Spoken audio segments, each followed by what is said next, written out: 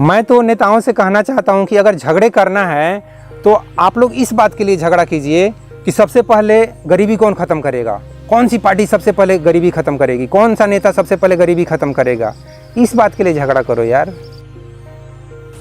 नमस्कार दोस्तों, कुछ दिन पहले मैं एक वीडियो देखा था ध्रुव राठी जी का। वीडियो था ताजमहल के बारे में कि ताजमहल मंदिर है क्या, यही उनका टॉपिक था। ताजमहल मंदिर है, ताजमहल इज ए टेम्पल और ऐसा क्वेश्चन मार्क था।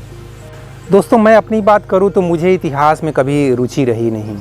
मैंने अगर इतिहास छठी सातवीं में पढ़ना भी शुरू किया था तो मुझे तो शुरू में समझ में नहीं आ रहा था यार मैं क्या पढ़ रहा हूँ, क्यों पढ़ रहा हूँ, ये कौन है, ये हड़प्पा कौन है, ये मोहनजोदाड़ो, ये सब क्या है, मतलब किस चिड़िया का नाम है। मेरा तो ऐसा ही कुछ था छठी सातवीं में। फिर धीरे धीरे हुआ कि नहीं एग्ज़ाम में क्वेश्चन आएंगे हड़प्पा संस्कृति के बारे में तो वहाँ लिखने पड़ेंगे, तो फिर रट्टा मारने लगा मैं भी, क्योंकि एग्ज़ाम में मार्क्स चाहिए ना। तो इस तरह से मैंने हिस्ट्री थोड़ा बहुत पढ़ना शुरू किया था। अदरवाइज़ मुझे कभी हिस्ट्री पढ़ने में कभी भी रुचि नहीं हुई कि हिस्ट्री क्यों पढ़ना है। तो ताजमहल के बारे में जैसा कि इशू निकला था, इसके साथ में धार्मिक झगड़े भी जुड़ जाते हैं, राजनीतिक पार्टियां आपस में एक दूसरे के ऊपर क्या क्या आरोप लगाती है, गड़े मुर्दे क्या क्या उखाड़ती है, मुझे बड़ा अजीब लगता है। टीवी न्यूज़ पर इस तरह के बहस चलते हैं।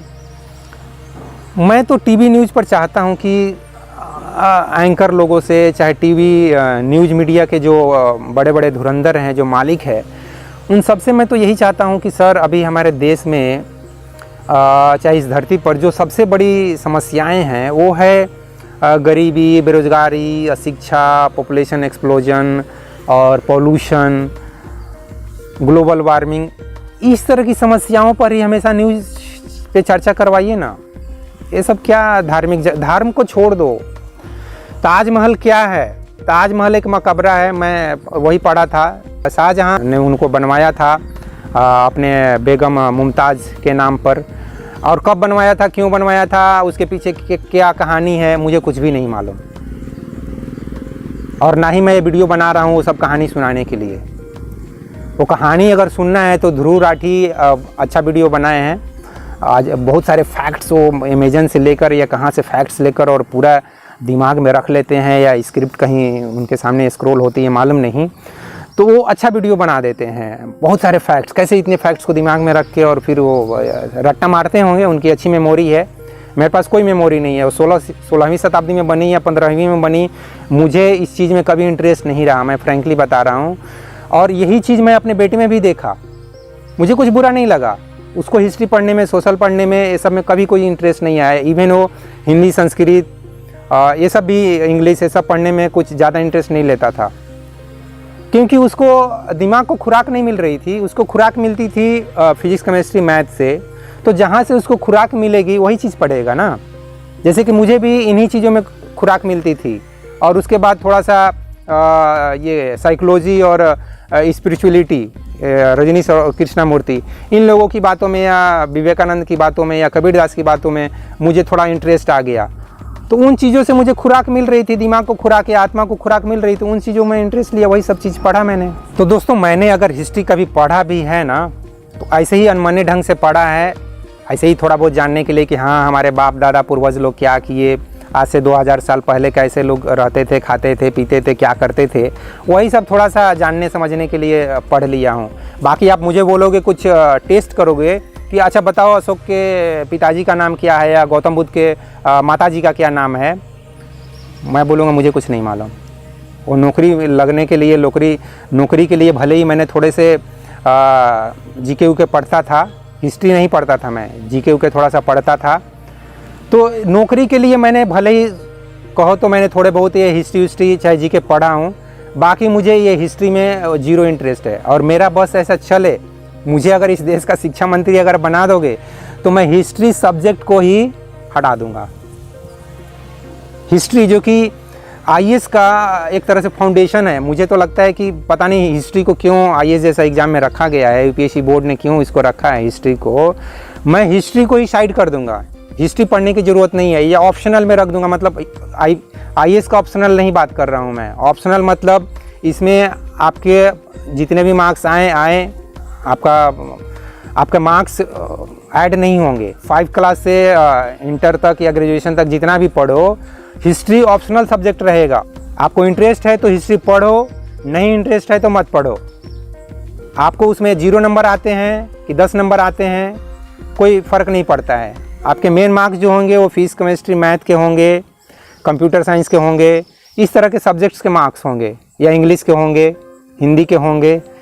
इसका मार्क्स मैटर करता है कि आप कितना अच्छा लिखते हो, कितना अच्छा सोचते हो। तो हिंदी, इंग्लिश ये सब तो टेस्ट होंगे ही। मैं संस्कृत को भी आज के डेट में मैं समझता हूँ कि उसको ऑप्शनल में रख दूँगा। आप संस्कृत पढ़ना चाहते हो पढ़िए, नहीं पढ़ना चाहते हैं मत पढ़िए।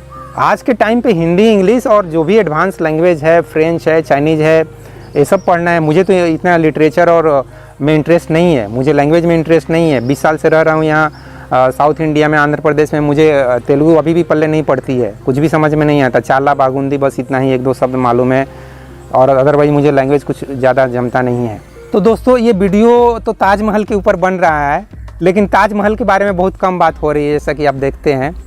और इसके पीछे यही कारण है दोस्तों कि मुझे अगर आप पूछेंगे कि ताजमहल क्या है, तो मैं बोलूँगा कि एक क्या है, मकबरा है। और क्या है, जो पढ़ा हूँ वही बता दूँगा। या जैसे कि इसको बोला जाता है कि प्रेम का प्रतीक है, ये सिंबल ऑफ लव है, तो है निश्चित रूप से। शाहजहाँ साहब के लिए एक ये प्रेम का प्रतीक है। उन्होंने अपनी बेगम के लिए बनवाया है, तो उनके लिए तो सचमुच ये प्रेम का प्रतीक है। तो दोस्तों, ये भी सोचने वाली बात है कि शाहजहाँ साहब ने इसको बनवाया है प्रेम के प्रतीक के रूप में। ऑफकोर्स अपनी बेगम साहिबा के लिए बनवाया है प्रेम के प्रतीक के रूप में, और पूरे वर्ल्ड में इसको as a symbol of love के रूप में देखा जाता है। और उसी के नाम पे हम झगड़े कर रहे हैं यार, अच्छा नहीं लगता है। मैं तो नेताओं से कहना चाहता हूँ कि अगर झगड़े करना है तो आप लोग इस बात के लिए झगड़ा कीजिए कि सबसे पहले गरीबी कौन ख़त्म करेगा, कौन सी पार्टी सबसे पहले गरीबी ख़त्म करेगी, कौन सा नेता सबसे पहले गरीबी ख़त्म करेगा, इस बात के लिए झगड़ा करो यार। उसी तरह से न्यूज़ चैनल पे अगर बहस करना है तो इस बात पे बहस करो कि गरीबी, बेरोजगारी या शिक्षा, भुखमरी, बाल मजदूरी, पॉपुलेशन एक्सप्लोजन और पोल्यूशन और ग्लोबल वार्मिंग, ये सब टॉपिक पे कौन से न्यूज़ चैनल पे सबसे अच्छा बहस हुआ, ये सब चीज़ पे बहस करो ना। इस सब चीज़ों पे बहस करके आम आदमी को जागरूक करो कि कैसे हम इन समस्याओं को दूर कर सकते हैं।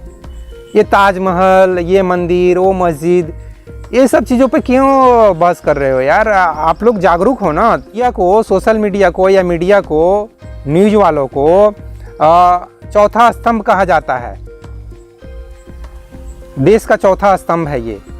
तो आप लोग जब इस देश का एक फाउंडेशन हो, एक चौथा पिलर हो, तो अपना कुछ इस तरह का फ़र्ज अदा करो कि किस तरह से हम गरीबी, बेरोजगारी या शिक्षा, भुखमरी और इस तरह से बाकी जो समस्याएं हैं, उन समस्याओं को कैसे दूर करें, उसके ऊपर आप लोग बहस करो, चर्चा कराओ। देखो कौन कितना अच्छा बात करता है, कौन मोटिवेशनल स्पीकर हो, चाहे भाषण देने वाला हो, प्रवचन देने वाला हो, चाहे धार्मिक गुरु हो, आध्यात्मिक गुरु हो, मोटिवेशनल गुरु हो, चाहे प्रोफेसर हो, टीचर हो, कुछ भी हो, वो सबको बैठा के बहस कराओ कि कौन सबसे अच्छा गरीबी दूर करने के बारे में भाषण देता है या लोगों को समझाता है। ये सब चीज़ों पे बात करो यार, ये सब चीज़ें छोड़ो, धार्मिक झगड़े और ये। तो दोस्तों, इस तरह के मंदिर मस्जिद के झगड़े को छोड़ दो यार, अब बहुत हो गया ये सब के झगड़े। आप केवल झगड़े करो तो गरीबी दूर, बेरोजगारी दूर, इन सब चीज़ों पे झगड़े करो कि कैसे हम इन सब चीज़ों को दूर करें। तो दोस्तों, इस वीडियो में बस इतना ही। थैंक यू वेरी मच इस वीडियो को देखने के लिए। जय हिंद, जय भारत और जय विश्व, जय भगवान।